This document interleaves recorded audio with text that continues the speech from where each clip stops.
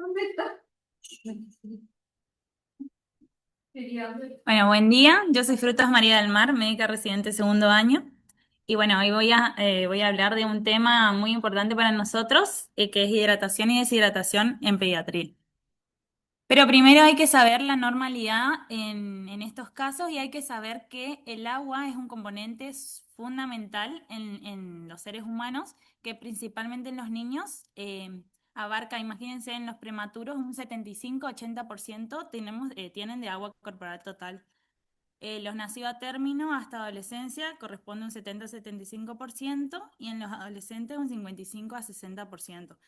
Eso es importante para saber que principalmente nos componemos de agua. Entonces, el agua corporal total se subdivide en líquido intracelular dentro de la célula, que corresponde a 2/3 de la misma, y en líquido extracelular, que es 1/3 del agua corporal total. Y esta se subdivide en líquido intersticial, que es 3/4 partes de esta, y en el plasma, que es 1/4 de la misma. Entonces, hay que saber que el líquido intersticial, que es 3/4 partes del líquido extracelular, que es el agua corporal total, fundamentalmente está determinado por el catión, que es el sodio. Por eso es tan importante cuando usamos en el estado ácido base el sodio, el potasio, porque son principales cationes que permiten fundamentalmente mantener un equilibrio osmótico en la sangre, digamos. El sodio es un catión fundamental en el líquido intersticial, que es este. Y en el líquido intracelular principalmente está el potasio. Entonces, esto mantiene un equilibrio entre ambos con la bomba sodio-potasio TPasa. Hay que saber justamente eso porque en los niños, justamente en los prematuros, si pasa algo patológico, algún signo de deshidratación, principalmente lo que van a perder, un 75% de las pérdidas en una deshidratación aguda, es la pérdida de líquidos extracelular. Fíjense que el 50% del agua corporal total de los prematuros es un 50%, va disminuyendo con la edad, que justamente el agua corporal total varía según la edad, con textura. No es lo mismo un paciente que tiene más músculo que un paciente que tiene más tejido graso.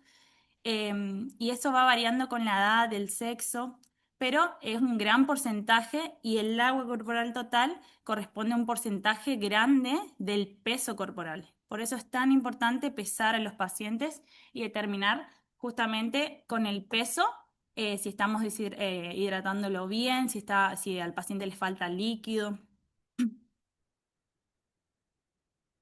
Bueno.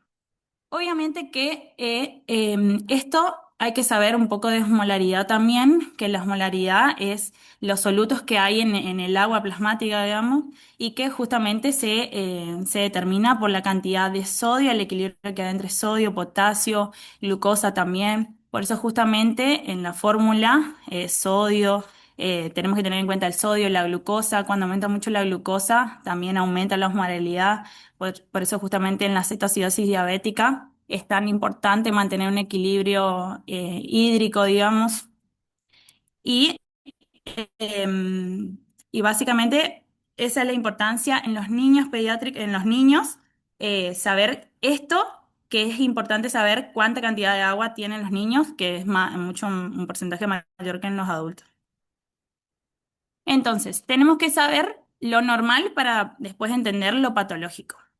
La hidratación en un pediátrico es, y en cualquier adulto, en cualquier ser humano, es el proceso por el cual el organismo mantiene un equilibrio entre el agua que ingresa y la que pierde. Y esto obviamente asegura el funcionamiento celular, la hemodinamia del paciente y la parte metabólica. Tiene objetivos, obviamente, que es mantener la volemia y mantener una adecuada perfusión tisular. Además, asegurar el transporte de nutrientes y eliminación de desechos, regular la temperatura corporal y mantener el equilibrio hidroelectrolítico y estado ácido base y el ácido base. Esto no, yo cómo me baso en el paciente que está bien hidratado mediante los ingresos, necesito saber los ingresos y los egresos. Por eso justamente es tan importante el balance en todos los pacientes. Los ingresos son mediante líquidos orales, ya sea leche, agua, soluciones, alimentos que contengan agua y la producción misma, la producción metabólica del agua. Y las pérdidas, que son la orina, las heces, las pérdidas insensibles, y bueno, la piel y las vías, por la piel y las vías respiratorias. También, obviamente, hay que tener en cuenta si el paciente tiene vómitos, diarreas, drenajes, fiebre y sudoración. Entonces, el equilibrio entre los ingresos y los egresos es fundamental conocer para mantener y determinar el estado de hidratación del niño.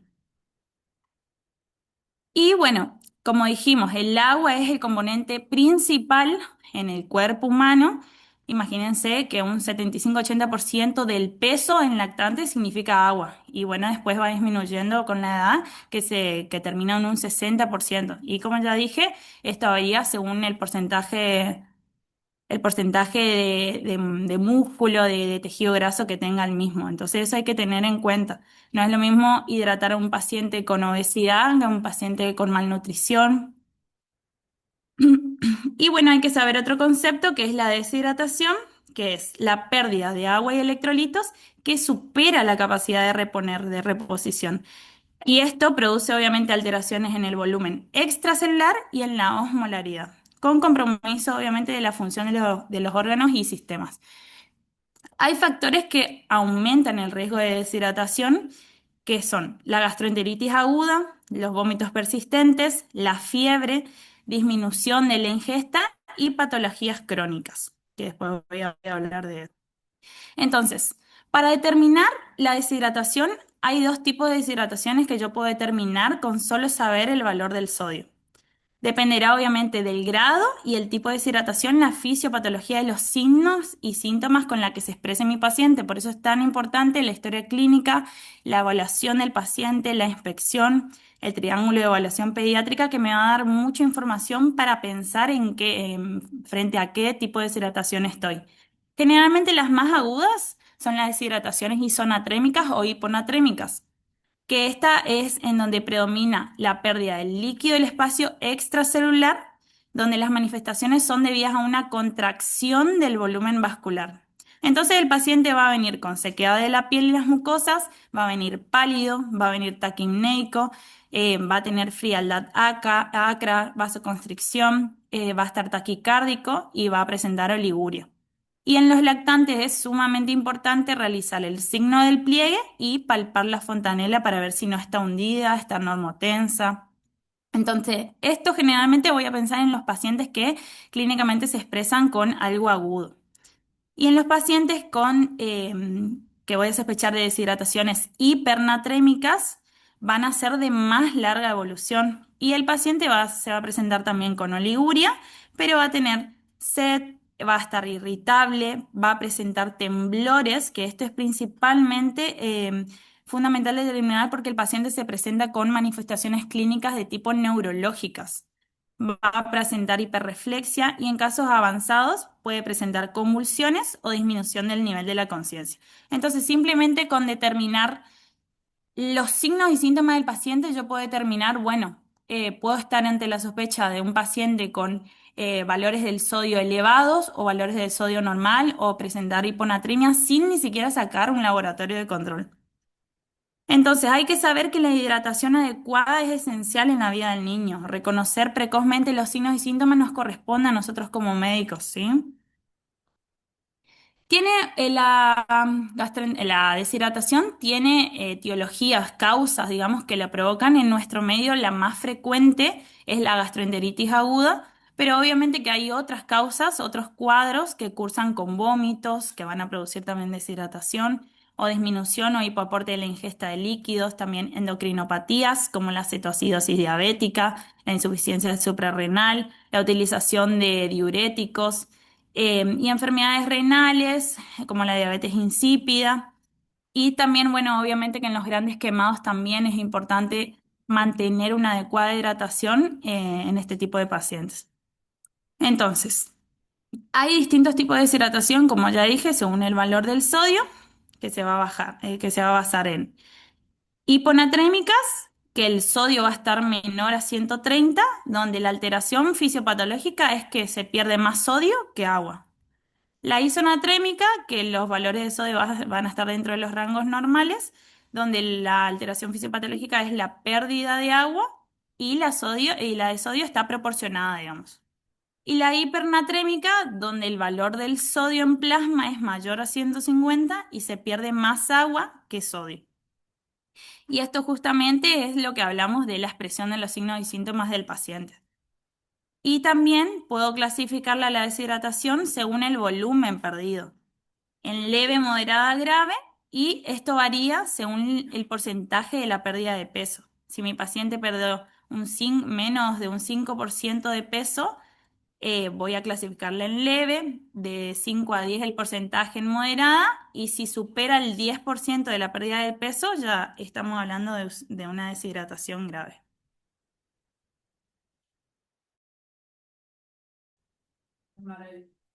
Sí, doc. De las van a ir las deshidrataciones también yo vi con hiponatrémica o sea, las tres van ahí que suelen ver ustedes en la intervención. Eh, ¿Cuáles son más frecuentes? ¿Qué es lo que dijimos? ¿Cuáles son las más agudas?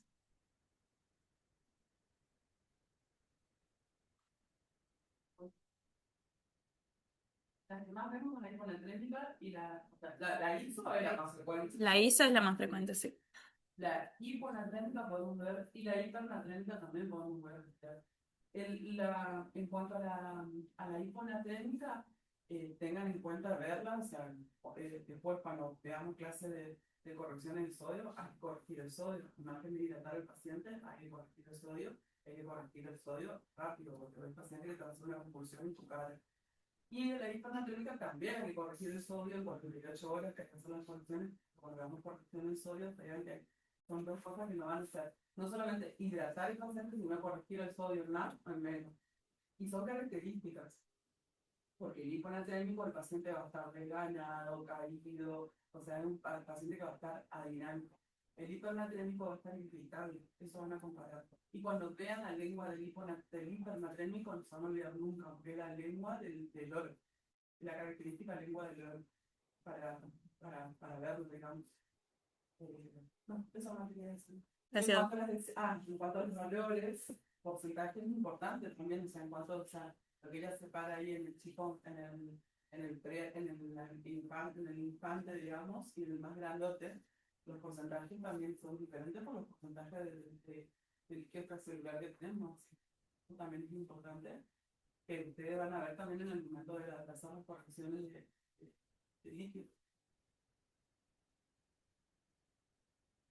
Bien, y justamente hay que hablar por qué los niños son más vulnerables.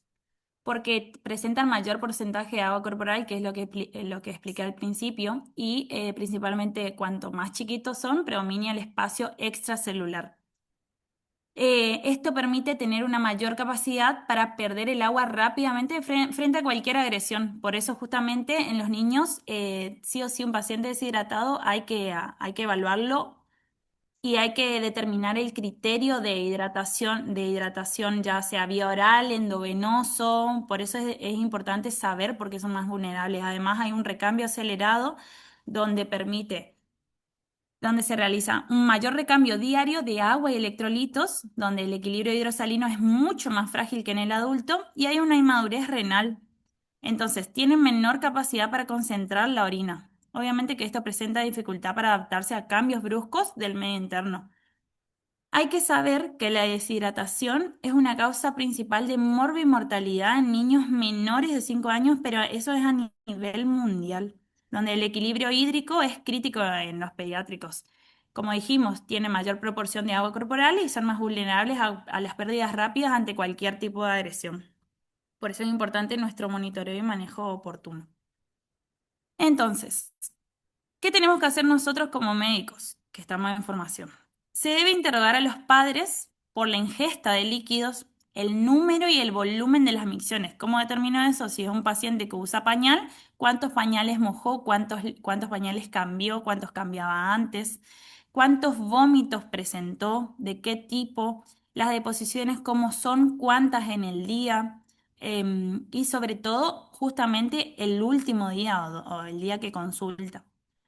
Es importante también preguntar el estado general, cómo lo ve la mamá, lo ve mejor, lo ve más irritable, lo ve más decaído, los intentos, si hubo intento de rehidratación previa. Hay madres a veces que ven, no, sí, ya intenté darle agua y no tolera, eso también es importante saber.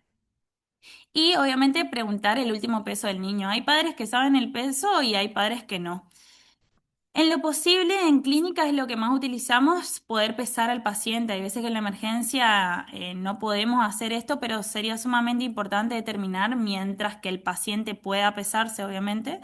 Hay que ver ese contexto, pero si podemos pesar al niño en ese momento, sería un dato muy importante para determinar, o si la madre, hay madres que saben muy bien cuánto pesa su hijo, así que eso es importante saber, el peso, el último peso del niño.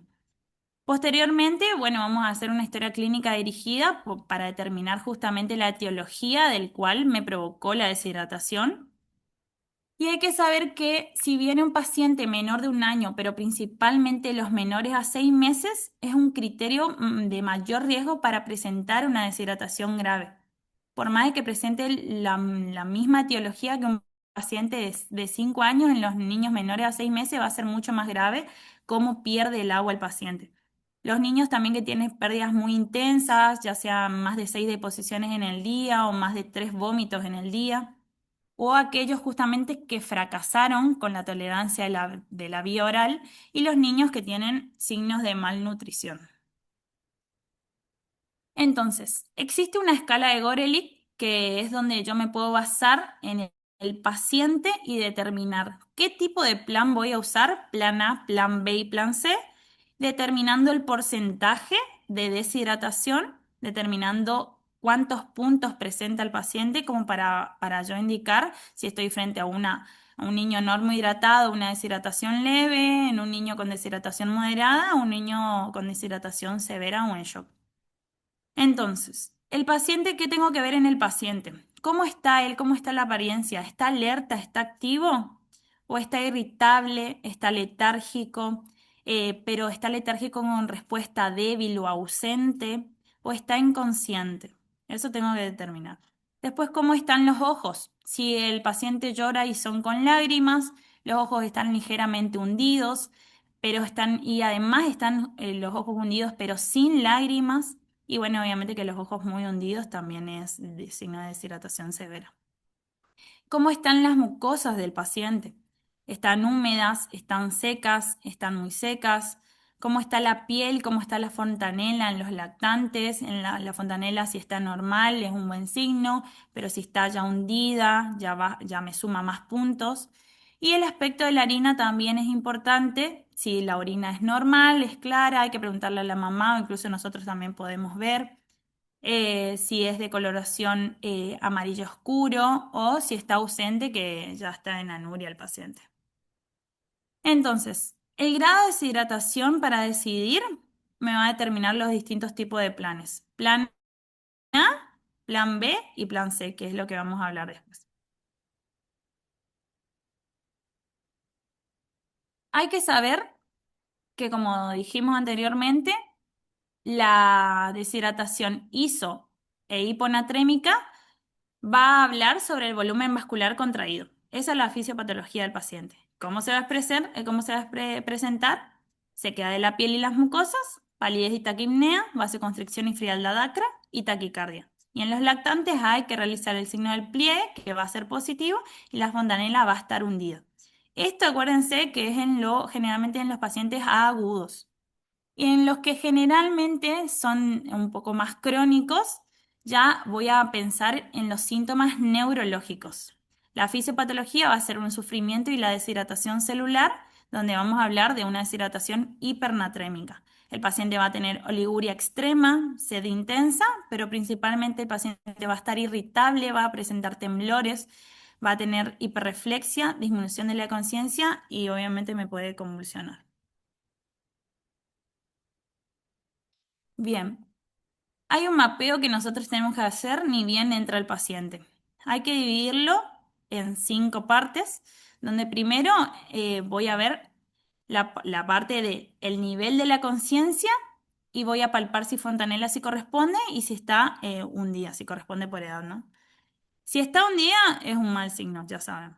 cómo están las mucosas, el grado de humedad de las mucosas. La piel, cómo está pálido, cómo está la temperatura, si se puede el peso del paciente.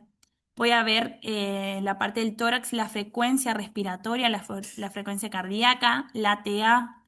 Y obviamente en la parte de abdomen y pelvis voy a ver el número y el volumen de las micciones y cuántos pañales mojados, si corresponde por edad del paciente, voy a preguntar. Entonces, esto es lo que tengo que determinar. Ni bien yo miro al paciente, determino esto. Hay maniobras claves que hay que realizar para saber el relleno capilar, cómo está. Ahí solo con eso voy a determinar la perfusión. Generalmente lo ideal es elevar la mano del paciente, la mano izquierda del paciente, hacia el corazón. Y ahí lo que hago es presionar. Cuando suelto, debe ser, si es normal, va a durar menos de 2 segundos el relleno capilar. Y si tarda más de 2 segundos, ahí el relleno capilar está enlentecido, o sea que es un signo malo, digamos. Y voy a realizar en los pacientes más chiquitos el signo del pliegue, que es obviamente presionar el abdomen, que es solo agarrar la piel. Y cuando hay retorno inmediato es porque el paciente está normohidratado. Y si se retrasa es porque hay deshidratación. Bien.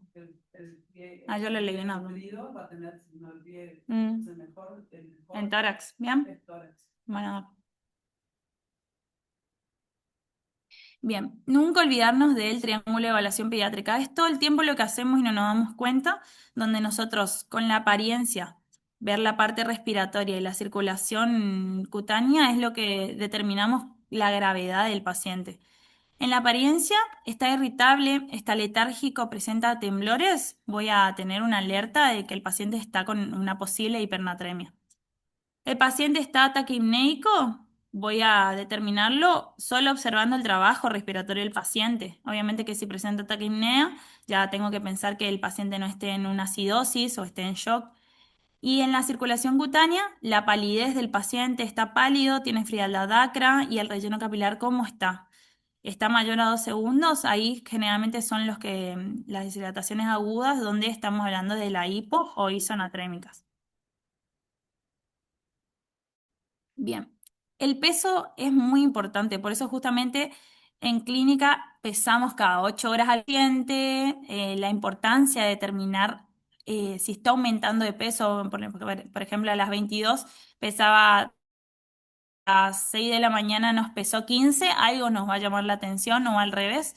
El paciente está con plan, está sin aporte y me pesaba 9,5 kilos y me bajó a 8, algo pasó. Entonces, por eso es tan importante la pérdida de peso, la ganancia de peso, porque justamente los pacientes pediátricos representan un gran porcentaje del agua corporal total.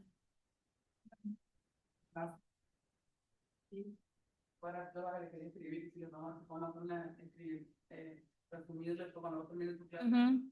lo más puntual. Pero si vos tenés una deshidratación leve, moderada y grave, según sea el paciente, menor o mayor, vos tenés, puede ser el 5%, puede ser hasta el 5%, puede ser hasta el 7%, Sí. puede ser mayor. Perdón, 3 a 5, tenés hasta 5, después tenés, el mayor va a ser del 7%, y así, mayor del 7%, según tenga eso. Supongamos que el paciente esté deshidratado en un 5%. Eso significa que el paciente, si vos lo calculás al paciente, está deshidratado en un 5%, significa que el paciente solamente tiene su 95% del peso que tiene que tener. Entonces vos tenés que llevarlo a la norma de hidratación. O sea, te faltan 5. Si bien te faltan 5, vos tenés que considerar que el paciente, si pesa 10, si normalmente pesa 10 kilos y ahora tiene 9,5 kilos, y bueno, hay que ver qué porcentaje le falta, no hay que bajar de peso, Claro. bajó de peso líquido. Entonces tiene que pensar que su peso del no hidratado nulo y su peso deshidratado está teniendo otro. Es importantísimo que nosotros pensamos, por ahí no lo hacemos frecuentemente, desescapados de toda la emergencia, pesar, y es importantísimo pesar el peso no hidratado o el peso del deshidratado. Sí. Bien. Entonces tenemos nuestro paciente con deshidratación que clínicamente, sin laboratorio, clínicamente lo diagnosticamos y lo adecuamos a si estamos frente a una deshidratación leve a moderada, pero él tolera la vía oral. El enfoque es la vía oral con sales de rehidratación. Es el tratamiento de elección. Hay muchísimos estudios que avalan que la sales de rehidratación oral es más fisiológica, menos invasiva que una vía endovenosa, mientras el niño, vuelvo a repetir, tolere la vía oral, que generalmente no lo hacemos de rutina acá, digamos. Si el paciente presenta fracaso oral o tiene contraindicaciones por las sales de rehidratación, obviamente que el paciente presenta inestabilidad hemodinámica, voy a ir a la vía endovenosa y voy a hacer un tratamiento de vía intravenosa rápida, rehidratación rápida, que ahora voy a hablar de eso. Y bueno, obviamente que si el paciente presenta signos de shock, el sodio, los valores de sodio están menores a 130, mayores a 150, y presenta una alteración de conciencia grave, obviamente voy a pensar en terapia y la corrección va a ser distinta, digamos. Ok. Sí, sí, sí, sí. Bien, entonces el diagnóstico es clínico, la vamos a determinar en deshidratación leve, moderada a severa. Si es leve, ya sabemos que se perdió menos del 5% del déficit. Voy a utilizar ¿qué plan? El tipo A. ¿Cuál es ese? La terapia de rehidratación por vía oral. Incluso lo puedo hacer en casa. Educando a los padres, manteniendo la alimentación, es que es sumamente importante también eso. Si el paciente presenta una deshidratación moderada, voy a utilizar la vía oral si el paciente presenta tolerancia a vía oral, pero va a ser supervisada. No lo voy a dejar ir a su casa y la administración, la evaluación va a ser cada 5 minutos con cucharitas o jeringas mediante 4 a 6 horas. Lo estimado es 4 horas y lo evalúo en 4 horas. Pero si el paciente vomita en este transcurso, lo que voy a hacer o falla las sales, si la respuesta es no, sigo con este plan y lo evalúo en 4 horas. Pero sí un antiemético que él es el ondansetron. Hay muchísimos estudios que validan la utilización del mismo, que es la terapia única, es segura, es mucho más segura que la metoclopramida. La verdad que es una dosis única la que se utiliza, que ahora voy a hablar un poquito más de la medicación, pero no es una medicación común que nosotros utilicemos. Generalmente siempre indicamos metoclopramida, pero si empezamos a administrar esto, hay muchísimos estudios que avalan que el paciente con solo una dosis única tolera la vía oral o si habría que hacerla endovenosa evoluciona sin riesgo de presentar los síntomas que puede presentar, por ejemplo, la administración de metoclopramida. Si el paciente vomitó, entonces, yo utilizo el plan B. La sala de rehidratación supervisada, el paciente presenta un vómito, administro ondansetron, ya sea vía oral o endovenoso, según lo que vea yo en el paciente. Cada paciente va a determinar diferente tipo de administración. Y voy a pausar 20 minutos. Y ahí recién voy a reiniciar de 20 a 30 minutos después de la administración del antiemético. Y ahí vuelvo a reiniciar. Si falla nuevamente, obviamente ahí sí, ya voy a ir al plan C, que es la hidratación endovenosa, y que bueno, ahora voy a hablar de cómo lo vamos a hacer. ¿Sí? Y bueno, obviamente que si el paciente está en una deshidratación severa, no voy a pensar en la vía oral, voy a ir directamente al plan C, que es la hidratación endovenosa. Entonces, vamos a hablar de la rehidratación por vía oral. Es el tratamiento de elección en los pacientes con deshidratación leve a moderada y está indicada en todos los tipos de deshidratación. En las deshidrataciones graves o con trastornos electrolíticos importantes, obviamente voy a ir a la endovenosa, que bueno, obviamente esto va a garantizar un relleno rápido del espacio intravascular. Pero hay que hablar de la rehidratación oral y hay que tener en cuenta que en relación con la intravenosa más fisiológica, menos agresiva, es más económica y requiere menos tiempo de hospitalización. Además, favorece la alimentación precoz, que es sumamente importante activar la porción intestinal en los pacientes con deshidratación. Pero a pesar de que la rehidratación oral tiene una tasa de fracasos inferior al 5% cuando se utiliza, no es suficientemente utilizada justamente en los hospitales por la falta de tiempo, la dedicación o justamente convencer a los padres. Para los padres es mucho más rápido que se le coloque una vía antes de probar la sal de rehidratación, pero ese es nuestro rol como pediatras, porque hay muchísima información que avala que nosotros utilicemos las sales de rehidratación. Entonces es importante nosotros como médicos volver a educar a los pacientes y ver las consecuencias que tendría utilizar las sales. Estas son las sales de rehidratación, donde podrán ver que tiene glucosa, sodio, potasio, citrato trisódico. Y es un tratamiento de primera línea en pacientes con deshidratación leve a moderada que toleren la vía oral. La efectividad del suero de rehidratación se basa en un cotransportador, ¿sí? del transportador sodio-glucosa en la célula del intestino, que permanece intacto durante la diarrea. Entonces hay que saber que la relación sodio-glucosa tiene que ser 2 de sodio, 1 de glucosa o 1-1. ¿Qué quiere decir esto? Por ejemplo, las bebidas deportivas que antes indicábamos, no sé, se indicaba, los padres tenían en cuenta 7-Up o no me acuerdo la otra marca, el Gatorade.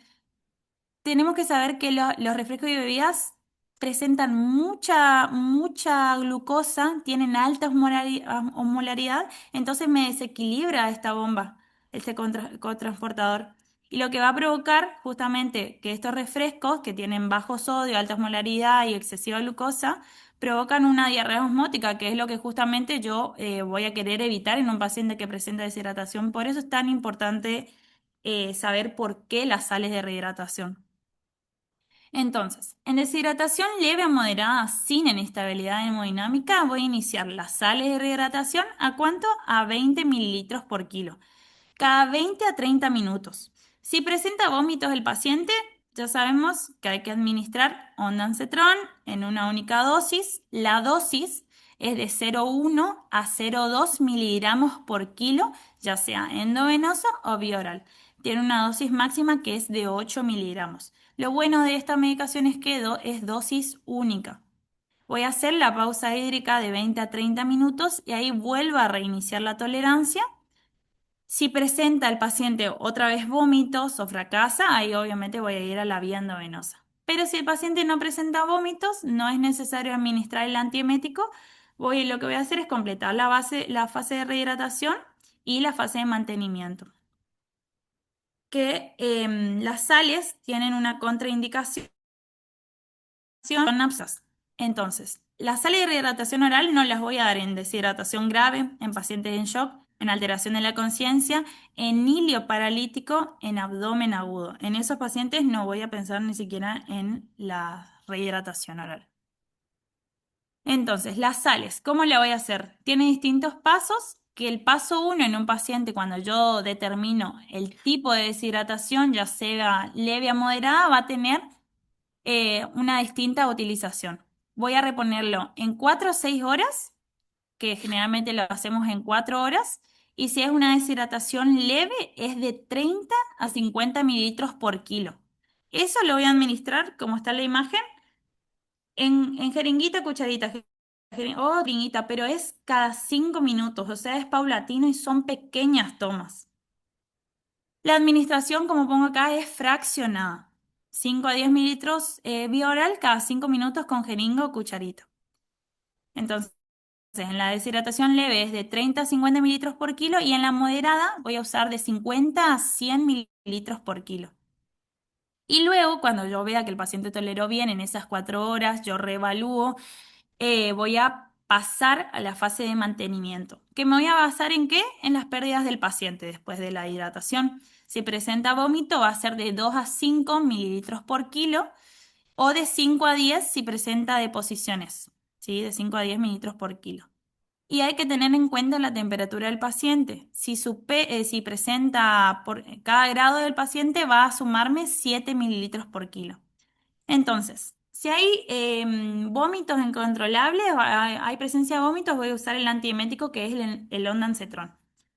¿Cómo se utiliza? Vía endovenosa o viral. La dosis es, como dije, 0,1 a 0,2 miligramos por kilo, que un intermedio de 0,15 miligramos por kilo, con un máximo de 8 miligramos. Administrado 20 minutos antes de la sala de rehidratación y voy a reiniciar la hidratación 20 minutos después. Obviamente que hay que tener una precaución porque puede alargar el QT.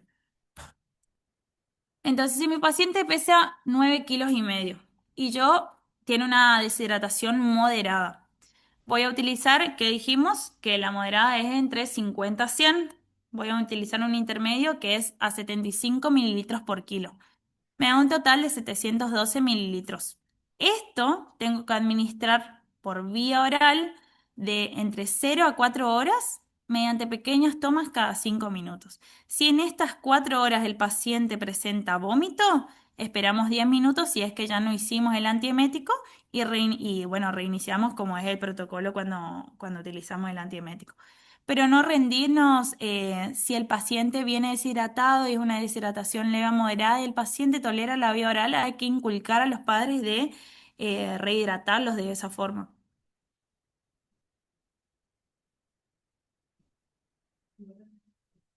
Nunca tenés que pasar por 312 mililitros. También se puede hacer, o sea, porque lo que estamos por ahí no hacemos más que deberíamos, pero lo que pasa es que nosotros tenemos el control. Lo ideal que el paciente se iría a la casa, Claro. que nos controle todo esto. Pero inclusive se puede hacer sonda nasogástrica y pasar por los dedos sonda nasogástrica, que sería lo ideal. Una forma de pasar esto, en estas 4 horas, es dividir en ocho tomas. No 8 tomas, sino en ocho volúmenes. O sea, vos haces en media, tomás media hora. Son 8 media hora las que tenés ahí. Entonces vos dividís en 8 ese volumen. 712 video volumen. Entonces vos tenés, ¿sabes?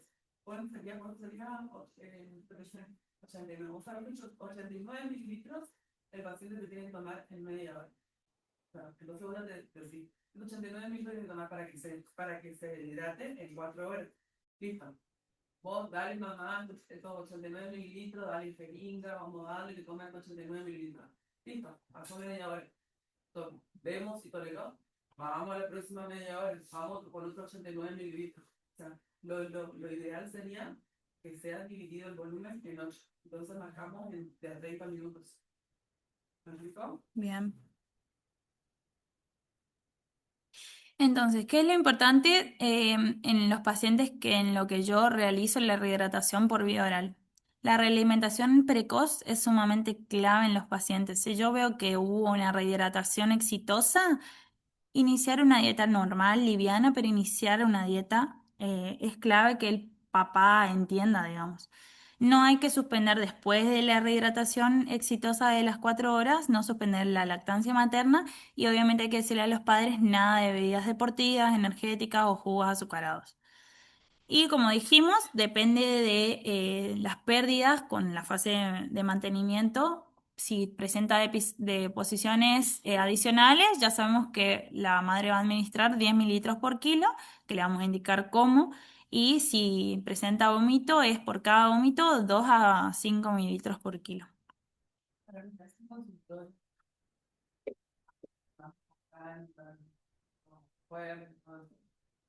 si bien, o sea, la dieta es libre, digamos, pero le podemos decir lo que no debería comer. Ujú. O sea, es una dieta, o sea, como dice ella, no hay que prohibir nada, pero le podemos decir, lo pasamos si no le prohibí nada y a la hora te digo, le digo de comer un otro. Claro, tenemos que aclarar siempre qué tipo de comida. Escriba, no, haga feos, y evitar todo lo que es dulce, porque eso va a ser otra vez también con la pluralidad. Pero bueno, obviamente que tiene criterios de que las sales de rehidratación puedan fracasar o hay señales de alerta que clínicamente me voy a dar cuenta si el paciente empeora el estado general o empieza con letargia, voy a suspenderlo. Si el paciente inicia con inestabilidad hemodinámica, los vómitos son incoercibles, incluso cuando utilicé el antiemético o las sales de rehidratación, incluso como dijo la doc, colocando una sonda nasogástrica que generalmente no hacemos ese acto. Si incluso yo coloqué una sonda y el paciente sigue con vómitos, obviamente que voy a pasar al otro plan que es la vía endovenosa. O si las pérdidas continúan superando la cantidad de ingesta oral, voy a suspender también las sales de rehidratación mediante la rehidratación por vía oral. Y voy a iniciar la terapia endovenosa. Entonces, fracasan las sales de rehidratación. Voy a ir a la rehidratación intravenosa rápida. Que esto es nuevo, digamos, que generalmente no lo usamos en los pacientes que presentan deshidratación, porque la idea es, el objetivo es restaurar la pérdida extracelular en 1 a 4 horas, que es todo lo contrario a la pauta estándar que siempre utilizamos, que es en 24 horas esta misma cantidad.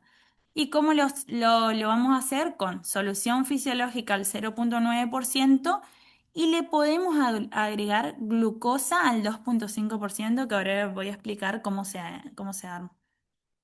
El ritmo, ¿cómo va a ser? De 20 a 40 mililitros por kilo en 2 a 4 horas. Tiene un máximo que es 700 mililitros hora. La rehidratación intravenosa rápida, como verán, se pasa en 4 horas este tipo de suero a se calcula a 20 a 40 mililitros por kilo. Y lo pasamos en 2 a 4 horas, pero tiene sus contraindicaciones. En menores a 6 meses no lo vamos a utilizar. En los pacientes que presentan valores de sodio menor a 130 o mayor a 150 no lo vamos a utilizar y en los cardiópatas tampoco. Y para recordar entonces lo último, la sal de rehidratación no lo vamos a dar en pérdidas superiores a 10 mililitros por kilo hora a los pacientes que presentan un porcentaje de deshidratación mayor al 10%, si tienen alterado el nivel de conciencia o presentan una alteración grave del estado general, en hilio paralítico, en abdomen agudo y en vómitos intensos, en esos pacientes no voy a dar las sales de rehidratación. Bien, entonces optamos por que el paciente presenta una deshidratación grave o presenta una deshidratación leve a moderada donde no toleró la vía oral o fracasó la misma y voy a indicar la rehidratación endovenosa rápida. ¿En qué consiste? En administrar rápidamente en 4 horas sueros isotónicos, que es la solución fisiológica al 0,9% y le puedo agregar la glucosa al 2,5% para reponer las pérdidas del líquido extracelular, restaurando así la perfusión renal e intestinal, que es justamente lo que hay que tener en cuenta. La parte intestinal es sumamente importante, por eso justamente cuando el paciente tolera la vía oral, yo puedo permitir mediante una dieta liviana poder seguir con esto, digamos, con la parte del funcionamiento intestinal. Tiene sus ventajas que favorecen la corrección precoz del desequilibrio hidroelectrolítico, mejorando rápidamente el estado general del niño, favorece la tolerancia oral precoz y reduce el tiempo de estancia en urgencia y bueno, mejora la seguridad del paciente, o sea, reduce los eventos adversos que puede pasar cuando se indican los planes de 24 horas, por ejemplo. Y tiene sus contraindicaciones si el paciente presenta inestabilidad hemodinámica, los menores a 6 meses, como dije, los valores de sodio y las enfermedades sistémicas, ya sea los cardiópatas o los que presentan nefropatía. Entonces, ¿en quiénes indico la rehidratación intravenosa rápida? En pacientes con deshidratación leve a moderada, en donde la rehidratación oral fracasó o está contraindicada, y en los pacientes con deshidratación grave. Esta es nuestra segunda línea de tratamiento, donde paso a terapia endovenosa, donde exclusivamente la vía oral fracasó o está contraindicada. La rehidratación rápida restaura la pérdida en 1 a 4 horas, a 20 a 40 mililitros por kilo en 1 a 4 horas, y el suero es el cloruro de sodio al 0,9% y le puedo agregar, es opcional, pero se ha demostrado que incluso mejora la cetoacidosis agregando la glucosa al 2,5% y tiene una ventaja clínica que puedo indicar una alta rápida en urgencia y que tolere precozmente la vía oral. Y después tenemos la pauta clásica, que es la que conocemos, digamos, que el objetivo es restaurar la pérdida, pero progresivamente en 24 a 48 horas, donde nosotros ahí sí tenemos que saber calcular las necesidades basales más el déficit del paciente y las pérdidas concurrentes. Tiene sus contraindicaciones que, bueno, ya repetí con anterioridad. Entonces, el suero de rehidratación rápida es una solución isotónica, que es la solución fisiológica, el 0,9%, siendo opcional la asociación de glucosa. Algunos estudios demostraron, como había dicho, que la administración de glucosa en suero ayuda a reducir los niveles de cetonemia. Esto es sumamente importante, saber eso, digamos. Que hay que controlar en este tipo de pacientes cuando hacemos este tipo de rehidratación, los síntomas que puede presentar el paciente cada hora. O sea, yo indico esta rehidratación rápida tengo que ver que el paciente no esté con náuseas, con dolor abdominal. Hay que hacer una reevaluación clínica, o sea, frecuencia cardíaca, frecuencia respiratoria, TA, el estado general, el estado de hidratación del niño, a ver si cambió o no, y si presenta signos de sobrecarga de volumen. Y hay que saber, bueno, el volumen del suero que estoy infundiendo, si está presentando vómito, o sea, hay que saber el balance, cuándo está ingresando y el paciente si está presentando pérdidas en ese momento o no, si está presentando diuresis, si es positiva, si presenta, sigue presentando deposiciones, cuántas. Y ahí sí, voy a realizar un control analítico antes de retirar la vía intravenosa. Si hay algún cambio, voy a adelantar el control de sangre y si no, sí dependerá del paciente, el estado general del paciente. Incluso hay veces que me baso solo en la clínica del paciente. Entonces, valoro clínicamente al paciente, realizo la analítica sanguínea si corresponde. Ahí me baso si el paciente, cómo están los valores de sodio, la función renal, cómo está el estado ácido-base. Puedo iniciar sin ningún problema la rehidratación intravenosa rápida le llaman glucosalino cuando es la solución fisiológica al 0,9% y la glucosa al 2,5%, que lo hago en 20 a 40 mililitros por kilo durante 1 a 4 horas. Reevalúo cada hora todo al paciente, reevalúo todas las pérdidas, puedo valorar si puede iniciar la tolerancia oral y si todo esto es negativo, digamos, si el paciente empeoró, ahí sí voy a cambiar de plan y voy a pautar a ver si en este paciente es necesario realizar la terapia endovenosa estándar, que es la hidratación en 24 horas, calculando las necesidades basales y el déficit que no pude reponer, digamos, con la anterior indicación. Bueno, entonces si el paciente evoluciona bien, el paciente está asintomático, tiene mejoría clínica, podría irse a su casa. Si no, voy a cambiar de plan, digamos. Criterios de ingreso a que el paciente quede internado, digamos, en clínica o más tiempo es que la mala evolución clínica, que el paciente siga afectándose el estado general del mismo, o factores de riesgo de mala evolución, ya sea que tenga enfermedades de base, o que haya fracasado la vía oral, haya fracasado la rehidratación intravenosa rápida, eso también no es un buen signo y que, bueno, siga con pérdidas. Bien, la rehidratación intravenosa rápida, entonces, criterios de inclusión cuando no tolero la vía oral, en mayores a 6 meses, que el sodio esté entre 130 y 150 y el paciente esté hemodinámicamente estable. Que utilizo el suero fisiológico, solución fisiológica y más, es opcional la glucosa al 2,5% con un ritmo de infusión que ya dijimos. Reevalúo clínicamente si tolera la vía oral. Se puede ir de alta con sales de rehidratación si tolera la vía oral y si no mejora, ahí sí puedo hacer una nueva rehidratación o sí ir a la pauta clásica que es generalmente en 24 horas. Entonces, ¿cómo hago yo la solución fisiológica más la dextrosa? Añado 25 mililitros de suero glucosado de dextrosado al 50% y añado 25 mililitros de mismo al suero de 500 mililitros de solución fisiológica. Ese es el suero glucosalino. Esto lo administro en 20 a 40 mililitros kilo en 2 a 4 horas y ahí valoro la hidratación del niño. Si hay mejoría, puedo realizar un examen de sangre con estado ácido base, ionograma más cloro y la función renal, que es sumamente importante. Si el paciente puede continuar con la rehidratación oral, compruebo que tolere la vía oral. Si presenta buen estado general, se podría ir de alta a su domicilio con la fase de mantenimiento, según las pérdidas. Pero si el paciente no mejora, ahí obviamente que también voy a hacer un control de sangre con los mismos valores y puedo administrar en bolo en 1 hora 20 mililitros por kilo el suero glucosalino. Esto, si tolera, voy a pasar a la rehidratación endovenosa, ya sea 6 a 12 horas, para completar el déficit y el mantenimiento nada más. Pero la idea es que el paciente ya mejore en las primeras 4 horas de la rehidratación rápida, justamente. Si todo eso fracasa, si veo que mi paciente no mejora, no toleró la vía oral, no toleró la rehidratación rápida, voy a ir sí a la estándar, que justamente es en la administración de agua y electrolitos por vía intravenosa para restaurar nuevamente en todo lo mismo las pérdidas del volumen extracelular en un tiempo de 24 hasta 72 horas se puede, pero siempre basándome en los valores de sodio. Indicaciones, si fracasó la rehidratación rápida o si los niños precisan rehidratación endovenosa en los que la rehidratación rápida está contraindicada.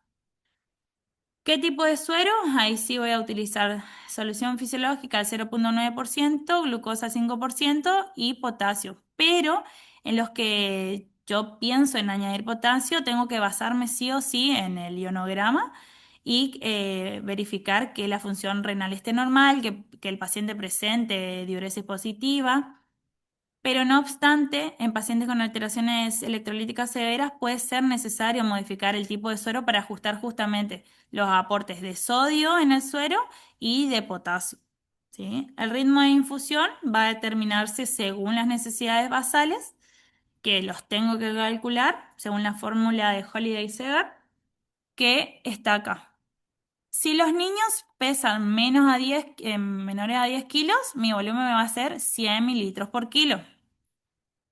El peso es entre 10 a 20, va a ser 1000 más 50 mililitros por kilo que se agregue superando los 10 kilos. Y si pesan mayor a 20 kilos, voy a agregar a los 1500, que es la suma total de esto, 20 mililitros por kilo extra por cada kilo que supere los 20 kilos. Y obviamente que tengo que determinar sí o sí frente a qué tipo de deshidratación estoy, una hiponatrémica, isonatrémica o hipernatrémica. Y esto va a determinarme el tiempo de infusión de esta rehidratación estándar, que es en 24 horas.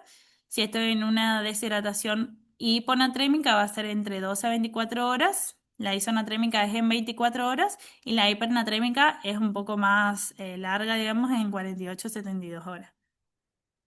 ¿Qué voy a controlar en los pacientes? En todo lo mismo, cardíaca, tensión arterial, frecuencia respiratoria, valoración del estado general siempre, el estado de hidratación y signo de sobrecarga, el balance, por eso justamente es tan importante el balance, ver cuánto suero se infundió, si presenta diuresis positiva, si presenta vómitos y deposiciones todavía y cómo está en la analítica sanguínea del paciente. Al menos si yo elijo este plan, es cada 24 horas un control analítico mientras que el paciente se mantenga clínicamente estable. Esto me imagino que ya tienen que tener todo en su libretita, que son justamente cómo calcular las necesidades basales y la superficie corporal.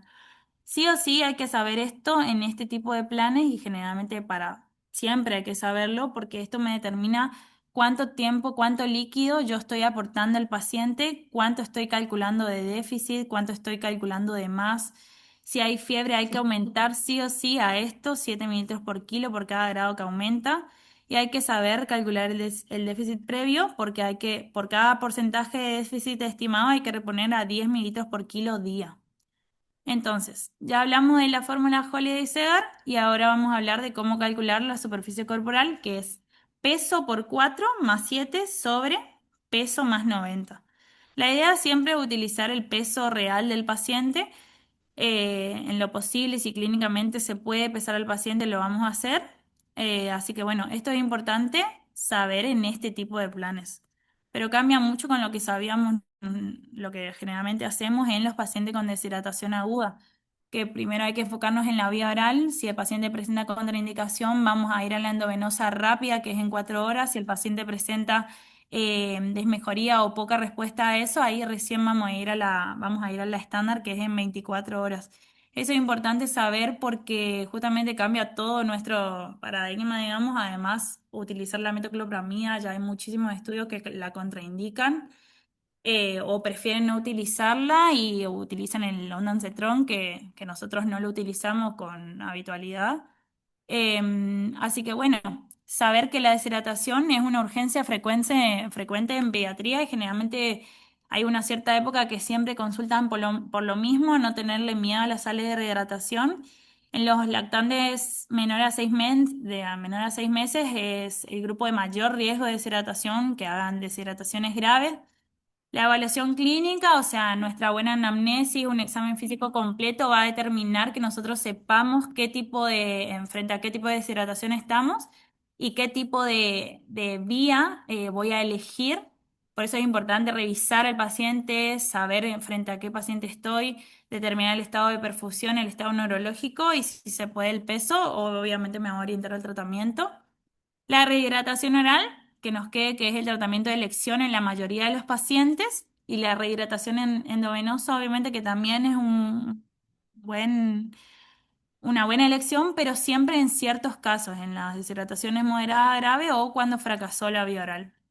Y educar a los padres es fundamental en nuestro rol que los papás conozcan los signos de alarma, que mantengan una adecuada hidratación. Ellos nos escuchan a nosotros, ellos no saben, así que la idea es siempre educarlo desde como nosotros como médicos y que los padres sepan consultar a tiempo. Y como mensaje final, el diagnóstico precoz presenta una correcta valoración clínica, que eso depende totalmente de nosotros, y el tratamiento oportuno que también le indicamos nosotros, donde la deshidratación tratar la deshidratación reduce significativamente la mortalidad infantil, o sea que es sumamente indispensable nuestra función como médicos en los pacientes para evitar que el paciente quede internado, que el paciente evolucione bien y bueno, asegurarnos de la hidratación adecuada, obviamente que es nuestra intervención más eficaz. Muy bien, esta es la bibliografía y hay unas preguntitas. Gracias. Si pueden escanear este código, este QR.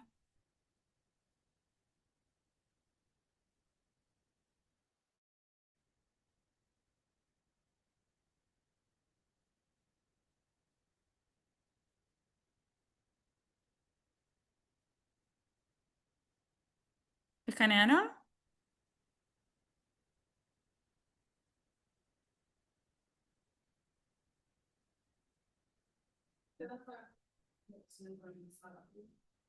En la de la SAP, del Garrahan también, en el curso del Garrahan.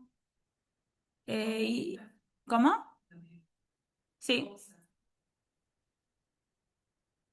Claro, la solución fisiológica del 0,9% le agrego es opcional la glucosa, el extrosado, y lo paso en 4 horas al volumen de 20 a 40 mililitros por kilo de mi paciente. Eso lo paso en 4 horas. ¿Sí? No. Empezar, acabas de empezar a grabar. Ah, sí, esperen, que soy nueva. Ah, pero no me deja bajar eso. Ah,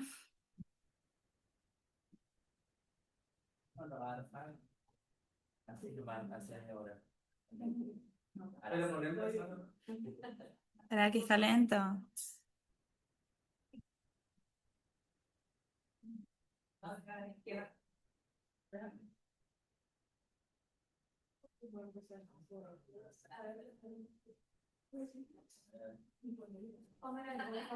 23, 95, 56. Ah, sabe que no. Bueno, lo intenté. No, porque era carrera.